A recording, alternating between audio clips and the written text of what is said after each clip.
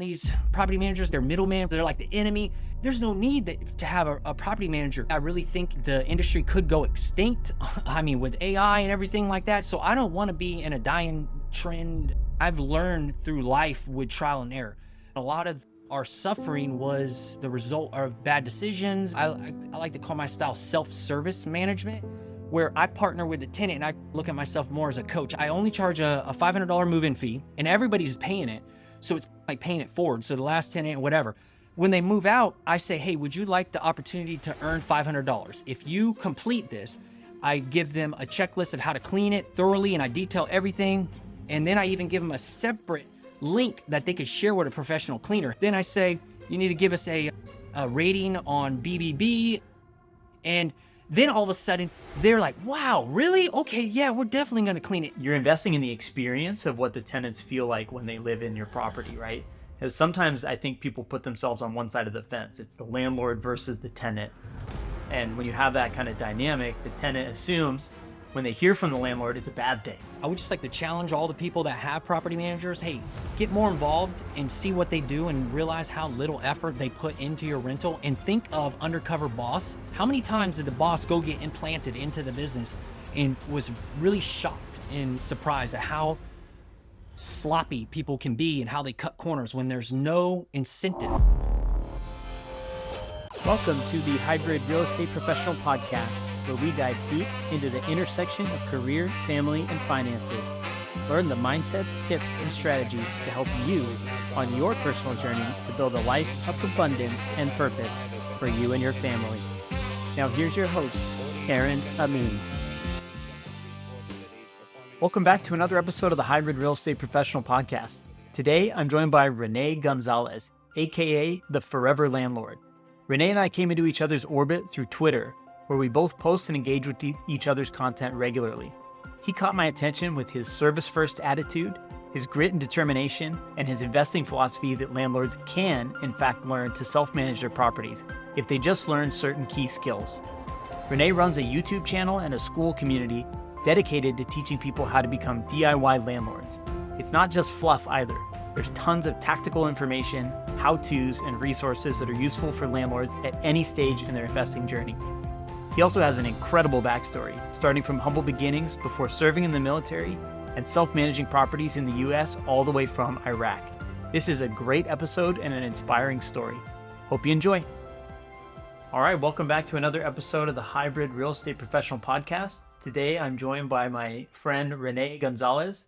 Renee also goes by the Forever Landlord on Twitter, which is where we originally met. We started interacting and engaging with each other's content, and I think we started learning about each other's business. And Renee has a very cool approach to landlording and self-management, and it just has a lot of skills that I think are really valuable to any real estate investor. And beyond the skills, his overall attitude towards just his approach to life has really resonated with me.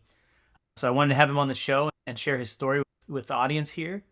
But Renee, why don't you go ahead and introduce yourself to my audience in your own words? Thanks, Aaron, for having me on, even though I gave you the runaround, because I don't typically put myself out there. I'm not somebody that likes to do podcasts all the time, but when I do it myself, I know it's good for me and others. So it's just, I'm slowly getting outside my comfort zone.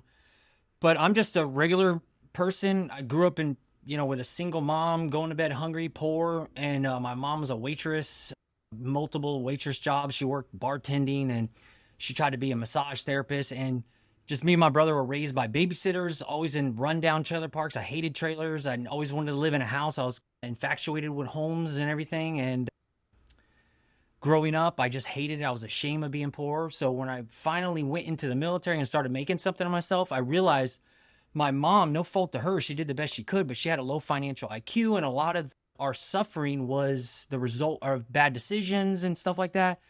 Once I got in the military, I ended up in the Air Force. That's a different story, but it turned out to be a good thing. I wanted to be all cool in Special Forces, but I ended up just being a cop in the Air Force, and it was a good thing because the Air Force prides themselves on being like a educated enlisted force. They made me go to college even though I hated school, and I started increasing my financial IQ a little bit here and there, growing, developing, trying stuff. And then when I got out, that's when I got my first rental property. And then I started doing diplomatic protection at an embassy in Iraq.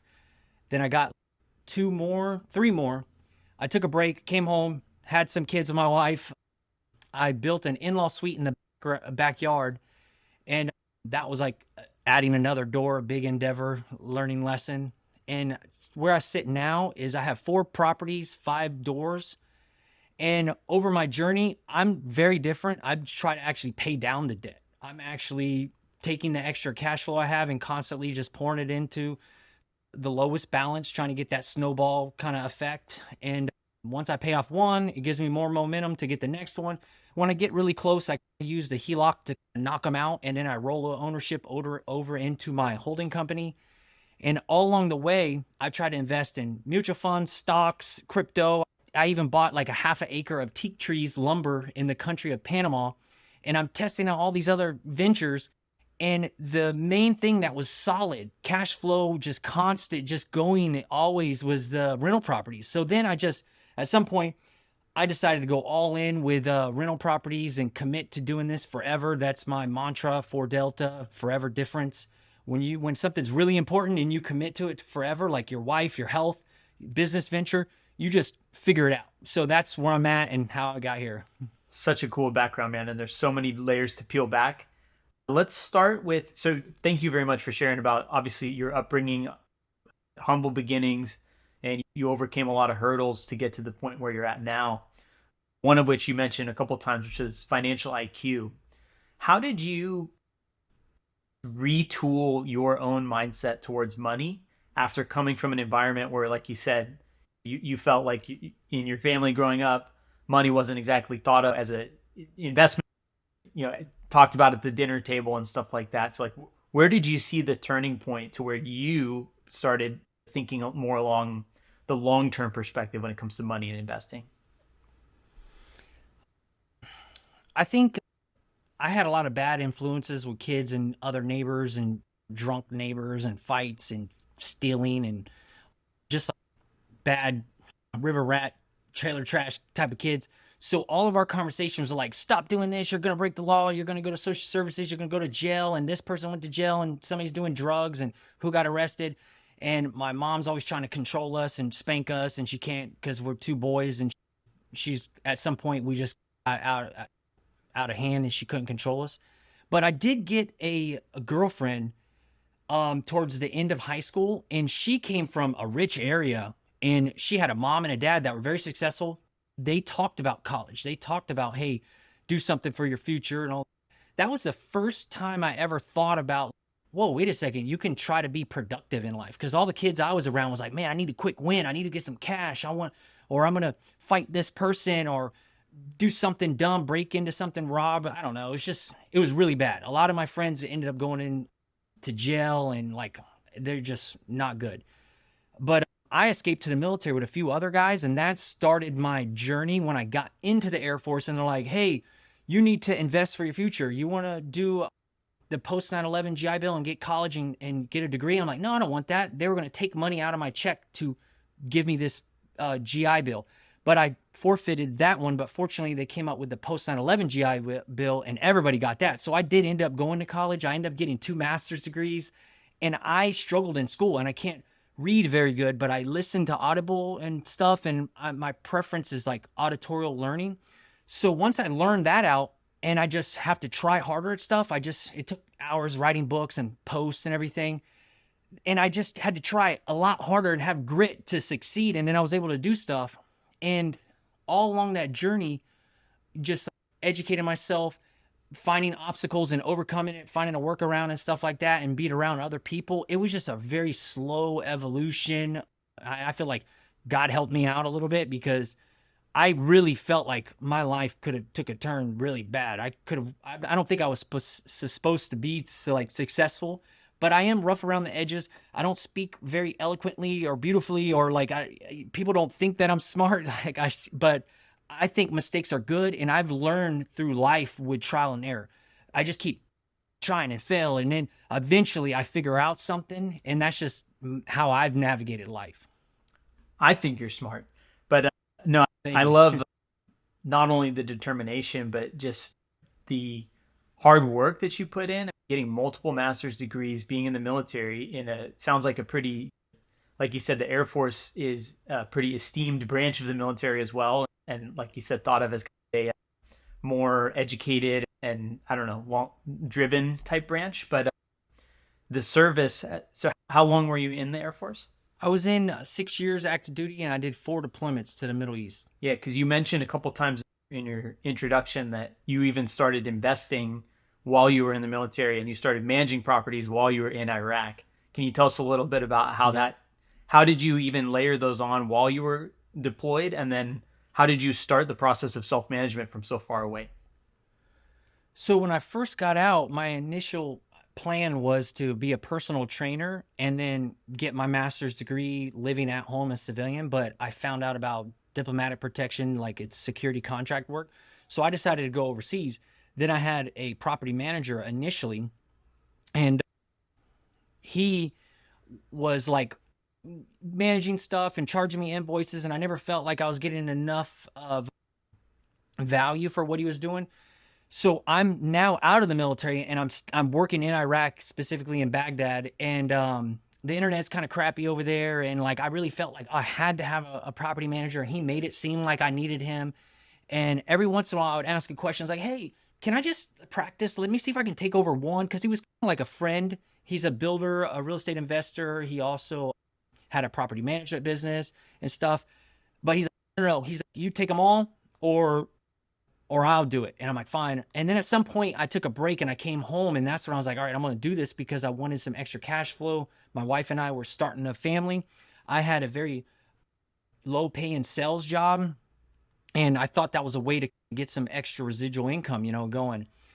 And then it was like the rest of my life. I just put myself into a situation and fail a lot and figure out things. And I can't rely on my wit or my intellect. So what I do is I use systems and leverage and like SOPs is what we called it in the military, standard operating procedures. And I would detail out step by step my screening process and my onboarding, the offboarding. And when I ran into a problem, I would think to myself, how can I prevent this problem from happening again? How can I eliminate something? Can I go around this? I do stuff very differently. Like I carry a home warranty. I don't collect security deposits. I like HOAs because I'm very different, because I want less stuff to do. I like to call my style self-service management, where I partner with the tenant and I look at myself more as a coach. I don't let them know I'm the landlord. I'm the owner. I always make it seem like I'm a property manager. And my wording and how I handle stuff is always, let me help you with your problem and give you resources and tools and stuff to solve it on your own.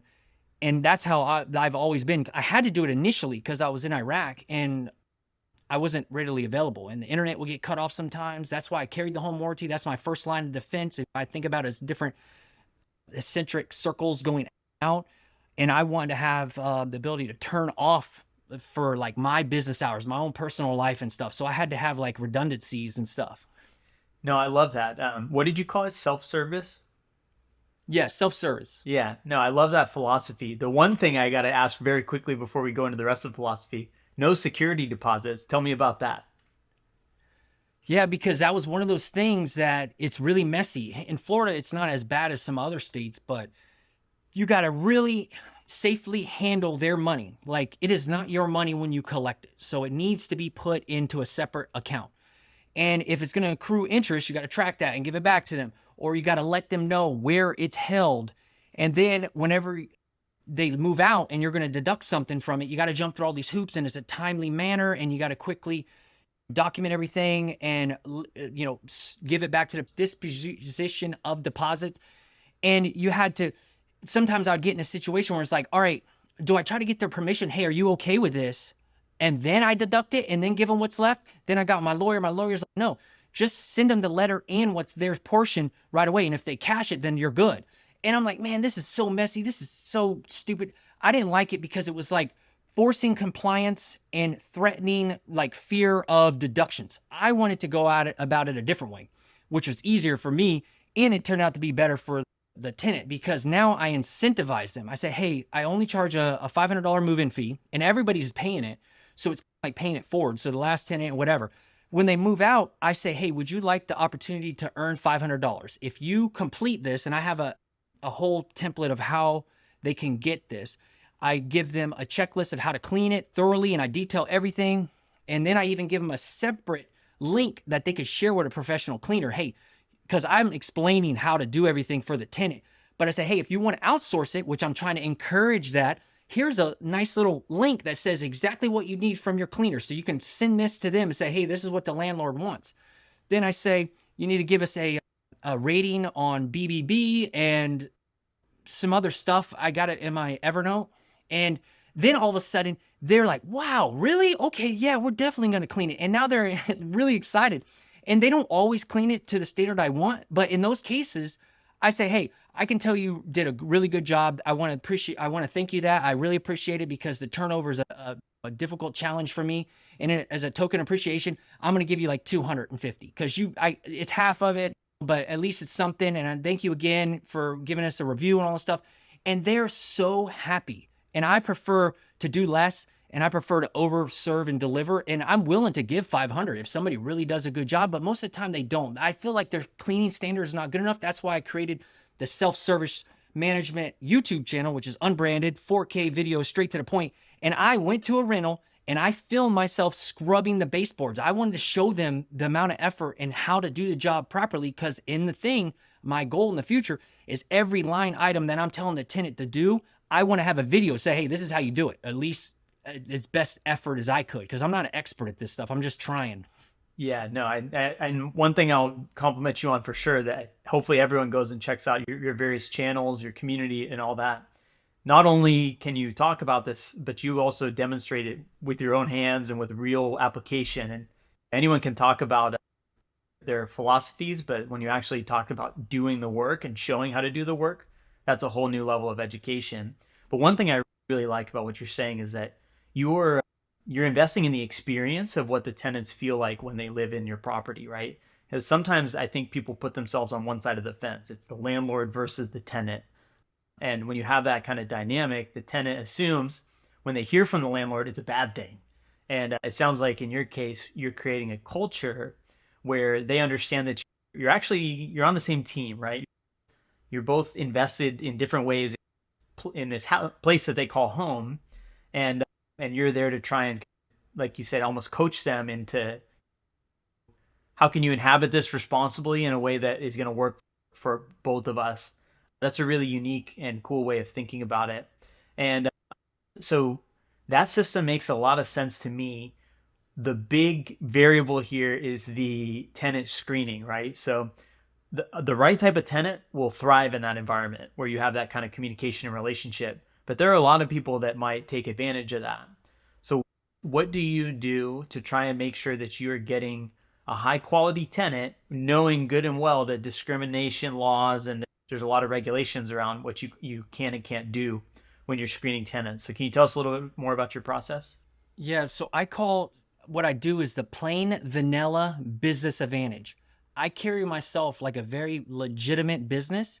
So when I advertise, I go all out and I put this persona out that I'm a professional management company listing this rental property, and I'm very methodical and I treat everybody the exact same.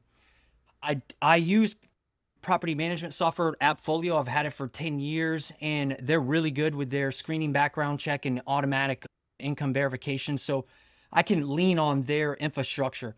But at the same time, I also want to discourage malicious type of applicants because they look out for small mom and pop landlords that they can exploit. And for me, they don't get any of that. So I only list on Zillow because I'm done with trying to overlist everywhere and deal with a whole bunch of low quality leads. And Zillow, they're only there for one reason, to rent a property, right? So when anybody reaches out, I don't allow them to apply automatically because Zillow has features. See, Zillow is playing both sides. They're trying to serve the tenants and people looking, and they want to collect that money from their application and let them recycle it within 30 days. They can just keep reusing the same one. So what that does to the tenant or the prospective tenant when they're applying, they're just clicking apply to everybody. They don't even care because it's really easy for them. There's no resistance. There's no I like to look at it as little mini test. And what I do is I'm like requiring a little mini test, and it's kind of like getting little yeses. When I was in sales, it's like you're dealing with a client, you want them to say yes, and then yes, and yes, and a little commitments along the way, and you want them to participate in it because they start getting invested. So when they reach out, the first thing I do is I copy and paste a template, and I have them complete a pre-leasing application. It's a survey that I built online, and it has logic built into it that will kick out anybody that doesn't pass my pre-screening criteria, which is like basic filters. Like if anybody says they're not ready to move in anytime soon, like they're just looking, I don't even want to waste my time looking at them. I'm only looking for people that are serious, they're ready to move ASAP or within 2 weeks. And then, so once they get through that, I'll get an email and say, hey, XYZ person passed it and is requesting a tour. Then my next step is to do a one group showing at one specific time. And I control the situation. I'll do it on a weekend or something. And when I was in Iraq, I have a check sheet that's a showing checklist where I would give it to a property manager or a real estate agent. I tried my handyman doing it, and that's a test that I used, and it's not good because a handyman is normally like scruffy. He has a big beard, and he opens the door. He's like, hey, go in. And it's not giving a good warm and fuzzy. So it took a while to get it listed one time when I was going through that, and I learned. But now I use real estate agents. I give them $100. I say, hey, they could be a lead for you because a lot of times people buy houses. Will you go here and follow this? Arrive early, open the doors, clean up all the trash, turn on all the lights, open the blinds, turn the fans on, make sure it smells good. And I have all this checklist stuff.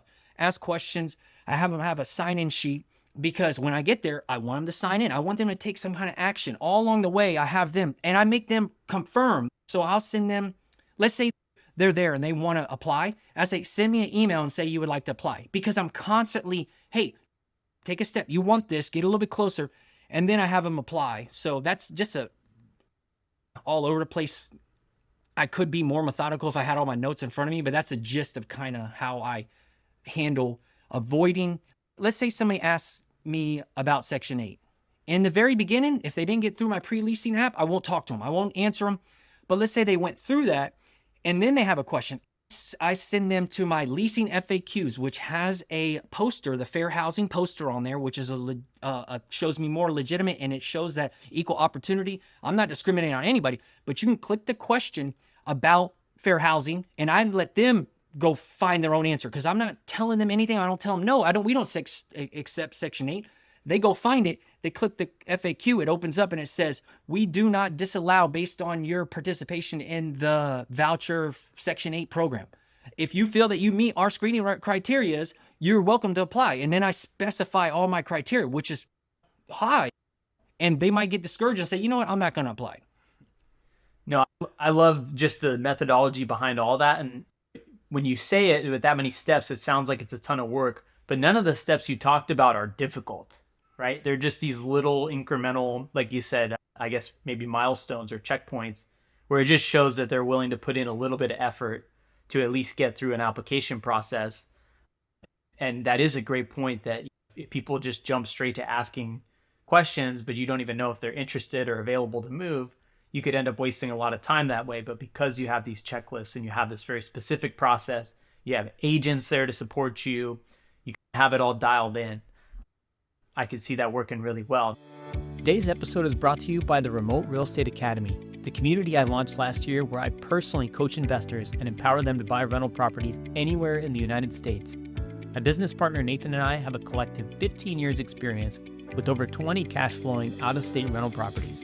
We provide a step-by-step playbook on how you can build your own portfolio and start accessing the life-changing benefits of real estate investing starting today. Go to remoterealestateacademy.com for more info, or better yet, shoot me an email at aaron@aaronameen.com with subject line RREA, and I'll throw in a special bonus for podcast listeners who join the Academy. Now let's get to the show. Now my question for you is, that's extremely well thought out. How many iterations of that did you have to go to before you got to such a dialed in process? And were there any kind of key mistakes you feel like you made along the way? Yeah. The property manager, I learned mistakes from him because I remember one time he's like, hey, every time there was an issue or anything, he'd just bring it to me and have me decide. And I'm like, dude, I never felt qualified. So when he brought me these issues, I'm like, I don't know, what do you think we should do? So like one time, a lady, she it was a single black lady. She had like 4 or 5 kids, and she had a boyfriend, but the boyfriend supposedly wasn't staying there. The property manager came to us, said, hey, we got somebody that applied. It's this lady, and she gets alimony. He's like, what do you think? I was like, I don't know. He goes, you're going to have to approve her because you don't want to get caught for discriminating. And I'm like, what? And I'm like, okay. I let her in, and she stayed there for a few years, but the boyfriend moved in, and the place was a destroyed wreck. It was the worst.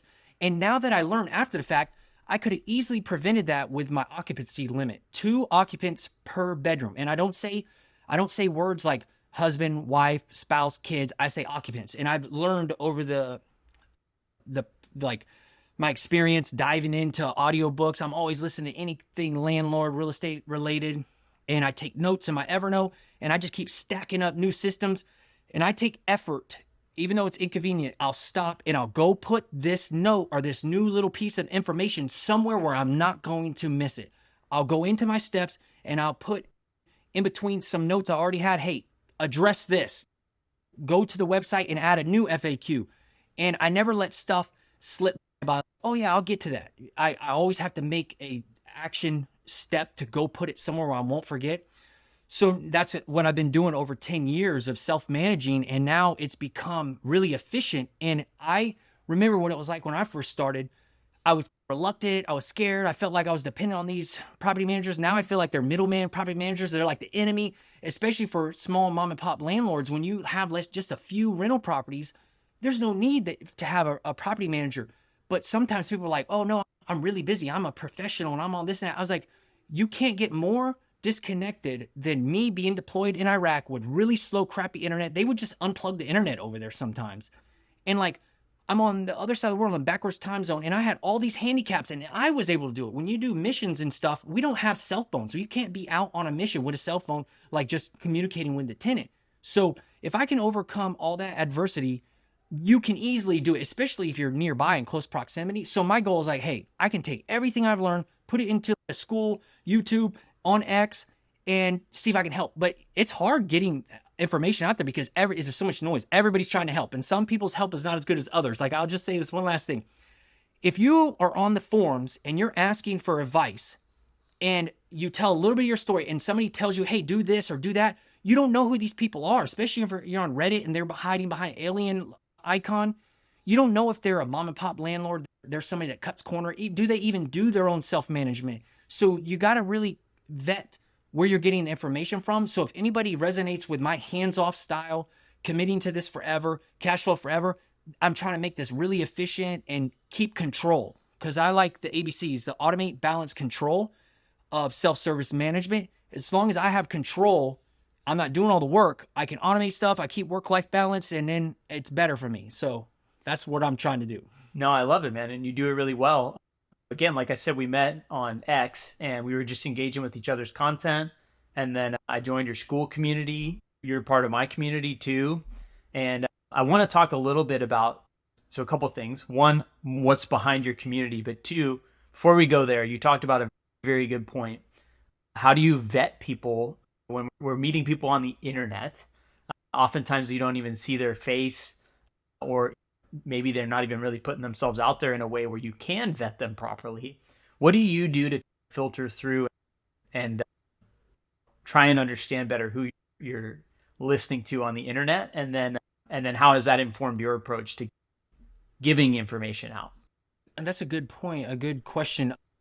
So I wish there was a better way to define what a real estate investor is, a property investor, maybe a forever landlord, because when you say landlord, that encompasses a real estate investor that hires property managers for everything. And it also encompasses an accidental landlord that uses a property manager, or somebody like me that self-manages. There's a variation of some people that have property managers, some people that self-manage. Like, I wish there was better definitions of that, but I can get a sense of who I'm dealing with when they're talking about scaling. Oh, I want more doors, I want scaling. That's somebody that likes complexity. They're probably going big. And there's nothing wrong with that, but I would like to point out to the beginners, the new people getting started, don't get confused with all these real estate investors talk about scaling bigger doors on bigger like multifamily yield and all this stuff, because is that your why? What are you doing? Why are you doing this? My why is real freedom, cash flow forever, simple. I like, for example, would you rather have 20 doors, all cash flowing, $250 per door? Let's say that is $5,000 a month. Or would you rather have 5 fully paid off rentals, cash flowing $5,000? Let's say the rent is for $1,000 for all of them. So 20 doors, $1,000, but you got a lot of leverage and you're only cash flowing $250 per door. Or you only have 5 doors and it's fully paid off and it's $1,000 a month in rent. The complexity difference is like monumental. But if you're a real estate investor or a property investor, you're trying to scale and hold on to this until your exit, and your exit is going to be sell it all or whatever. Like, as long as you're doing your why and you're not getting confused with other people talking about something and you can differentiate, that's what I do. I know when I hear other people talking about scaling and complexity stuff and they're in different markets and they're doing other stuff, short-term, mid-term, I'm like, nope, short-term's too much work, mid-term too much work, long-term, I'm trying to groom these to be long-term residents. I want my tenants to stay forever. I got one that's been there over 10 years and I paid off that rental property thanks to them. I just know what my why is, and I just can just let go of advice depending on who's telling me it. One of my favorite sayings is play your own game, right? Like when you talk to somebody, or even you and I think we have relatively similar philosophies, but our lives are different. We come from different places. We're likely different ages. Yes, we have kids, but our kids are doing different things. So even though I resonate a lot with what you're saying, you always have to filter it through the lens of, okay, I have different goals and objectives than you do. And so you filter it and take everything with a grain of salt. Now, you and I are more closely aligned. So picture some random person on the internet spouting stuff about how you should buy 1,000 doors in the next 5 years if you want to get financial independence. And at some point it's disconnected from the reality that you live in. So that's a really great way to think about it. So now let's talk about how it takes a lot of effort and time to build a community, put out videos, put out content. And you clearly are very passionate about the topic that you teach, but the time commitment and then the difficulty of reaching people, it's a pretty big barrier. So what inspired you to actually start this community and try and build something and educate other people on this system that you've built? And what's your vision for that in the long run? I like Elon Musk and how he's trying to get to Mars, and he has synergy between his different business ventures, like boring companies, solar panels and rockets and Tesla batteries, self-driving, and AI and Grok and even social media and stuff. And I started thinking about a little bit of synergy in what I'm doing, and I want to leave an inheritance for my children. I grew up poor. It's a very real thing for me, going to bed hungry and dealing with severe poverty. And it's a big deal for me. So I'm trying to prevent that for my kids. So part of this is I'm committing to it forever. I've committed to my wife forever. I committed to my faith forever, financial freedom and landlording and all that. And I don't know how to do this, and I don't think I can, and I don't think I'm the guy for it. And I feel like I fail a lot, and I even every once in a while think man, what am I doing? I'm not good at this. I feel like, how long is this going to take? But if you're committed to it forever, I'm I'll eventually figure this out. And if I don't give up and I just keep at it, same reason why I got Appfolio. And when I was trying to get Appfolio, they're like, no, you don't have enough doors. And I was like, no, but I'm going to get more doors. And I'm going to get at least 10 before I die. And then my other kids will get 10 more. And then we'll just keep going. This is a generational thing. I'm committed forever. And they're like, oh my gosh. And they eventually let me get Appfolio. And I'm not somebody that's supposed to have it, but I wanted the automation. I wanted to learn one thing, and I'm committed forever. So the stuff I'm doing is I'm looking beyond what my capabilities are, and I'm trying to move in the right direction. So that's just basically what I'm doing here. I look at it as my digital footprint is part of my legacy. I'm putting my videos out there. I hope I teach my kids that I get outside my comfort zone. I'm pursuing something, and I'm trying to serve God's other children in business. And then I don't know, it's just somehow I figured out And I've convinced myself that I'm doing this regardless if I can just help 1, 2, 5, or 500 people. And I just feel as long as I don't give up, I'll eventually get some margin of success that I can hand down to my kids. Makes sense, man. There's a lot of feeling behind it, and actual. There's a mission, right? It's not just something that you're not out there trying to just make a quick buck. You're trying to really pass information, knowledge, and value forward into a community that obviously you've gotten a lot of value from too. Have you ever considered taking on other people's units, or are you very strictly that you want to manage just your own properties? No, I got turned off from that a long time ago when I first got my real estate attorney.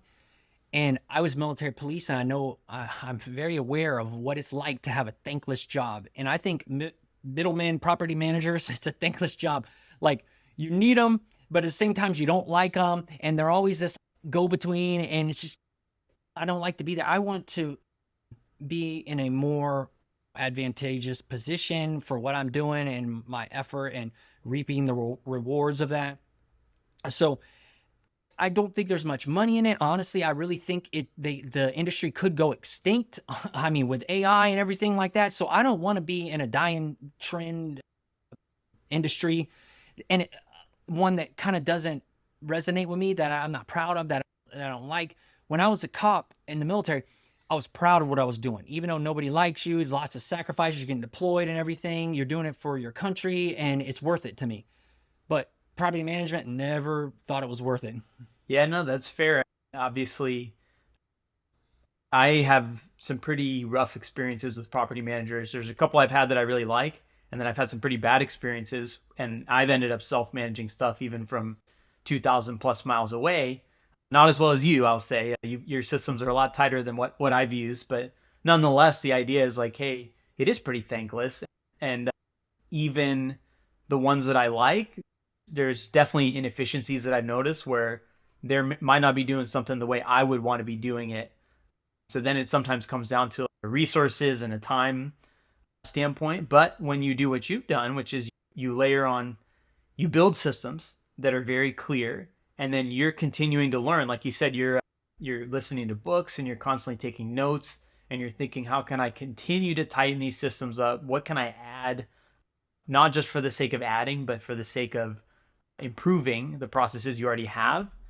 And then you're not scaling so fast and far that you outpace yourself, right? Benefit of not trying to buy 2,000 units, but instead focusing on a small but powerful portfolio. So I definitely respect that approach. And I've had that same thought myself. I went very quickly from 0 to 8 properties over only a few years, and realized if I keep trying to just scale just for scale's sake, I don't know that gets me that much closer to the goals that I'm trying to accomplish. What you said earlier, where it's like, what's the outcome I'm really aiming for? And is scaling necessary, or could I get what I'm looking for from what I already have? So I really like all those different points about your philosophy. So doubling all the way back to what you were saying about in your intro, you got 2 master's degrees. What prompted you to do that? And then what would you say, what was the idea there? And what would you say you've gotten out of that experience? When being in the Air Force, they're always like, hey, go to college and all that stuff. So I got my undergrad before I got out, and there was still money left on my post 9/11 GI Bill. So I decided to pursue, I was thinking maybe I shouldn't do a master's, it's too hard, but I was like, let me try it, because you never know until you try it. So I tried it, and it was hard. And I was like, even remember texting through the portal that you log in, because I'm doing online college. Hey, maybe I can't do a master's. I should go back down and just do another bachelor's. And they're like, no, you can do it. Just try harder. And I'm trying to help guide you. And no, this is what we need more of, this and that and all that. Eventually I did it. I just took longer, but I did it because I got paid to go to school, and my post 9/11 was paying for the school. So you get a little bit of for being a full-time student, and to be considered a full-time student at the graduate level, you only had to take 1 online class at a time. So I was doing that while I was in Iraq. My experience from that is it is a waste of time. I'm so glad I did not pay for it. I've never used my degrees. I got an MBA and with a concentration on entrepreneurship, and then I got some generic leadership. What was it? Organizational management masters. It was all a waste of time. I got these degrees and they're useless. So I am not somebody that is an academic junkie. Maybe if you're going to be an engineer, what I think it's called STEM, like science, technology, engineering, medical science. I don't know. If you're doing something like that, yeah, go for it. Be super niche down. But if you're just going to be a normal person, I don't think you should waste time and effort and money getting like liberal arts degrees and stuff like that. So for my kids, I'm a disabled vet in Florida. They allow us to send our kids to college for free here. So they can go to college for free. And if they don't want to, I'll be like, all for it. Hey, I understand. Unless things change by the time they get older. It's a really interesting idea in American society that there's this kind of default that, oh yeah, when you graduate high school, the idea is that you're supposed to go to college. I went to college and I valued my education, but I would say the majority of the value that I got out of it was the network I built and the people that I met. Yes, I learned stuff in the classrooms, but the application that I got and the way that I really actualized all that education was by doing things, not by sitting in the classroom. So I love that you challenge. You're very qualified to say that, having gotten multiple master's level degrees, to say whether or not they actually translated to real life value out in the workforce. So I appreciate you sharing that, man, and being direct. I believe as well that it should be a choice that kids make as they grow and figure out what they're trying to follow and what their calling is. And it shouldn't just be this default thing that flips on right after high school. Because there's also a big problem around debt obviously in your case, you said your children would have free education. Society at large, student loan debt is a huge, sometimes crippling thing that kind of follows people around for years, if not decades. No, thank you for sharing that. So a little more about, we're coming up towards the end of our time here. I want to give you a chance to highlight where people can find you, to maybe tell a little more about your community and anything else you might want to share. Just, you can go to foreverlandlord.com and find me there, or on X at foreverlandlord. The school community I started, I'm very picky. It's only for DIY, self-management stuff. And if you're interested in any of that, you can just find me and look me up. But one thing I would like to point out is I would just like to challenge all the people that have property managers. Hey, get more involved and see what they do and realize how little effort they put into your rental, and think of undercover boss. How many times did the boss go get implanted into the business and was really shocked and surprised at how sloppy people can be and how they cut corners when there's no incentive and they're just doing a job. So don't get complacent. If you're thinking long-term, for me, I'm thinking long-term, nobody's going to run your business better than you. Your rental is better than you. And it's not something like a switch that you can be like, oh, when I retire, I'll downsize and I'll keep a few and then I'll just manage those. No, you're failing to estimate your intellect decline, your effort to decline, your initiative decline. As you get old, the last thing you want to do is be learning new things and dealing with new problems. But if you start earlier and you start perfecting it, and you can start learning this stuff like the back of your hand, and you're in a market where you want to stay. Because something I like about is leveraging systems and using one thing for all the properties and being in one market and standardizing everything. And you understand the state laws of Florida and stuff like that. And then you've already put in the effort and you learned it and you mastered it. Now, if you can lock that down and just hold it, if it's a great property, and understand that homes can last well over 100 years and you can remodel stuff. And if it's already permitted for a footprint, in the future, if it's paid off, you can tear the whole thing down, get a construction loan. I built that in-law suite in the backyard. It's not that hard. And I did it as an owner builder, and I did it on my own without a GC. But you can hire a GC and you can put that in the budget and you can rebuild the same house, but all brand new. So I just challenge people to just think about things a little differently, and just know that when you get older, you can't just be like, oh, now I'll do something that I've never done when I'm there. No, you can start doing it now. And by the time you get there, it's easy. I love it. And I agree. People should at least consider what it might be like to run things themselves and know that it's very much possible. Renee's community teaches it in great detail. His systems are rock solid.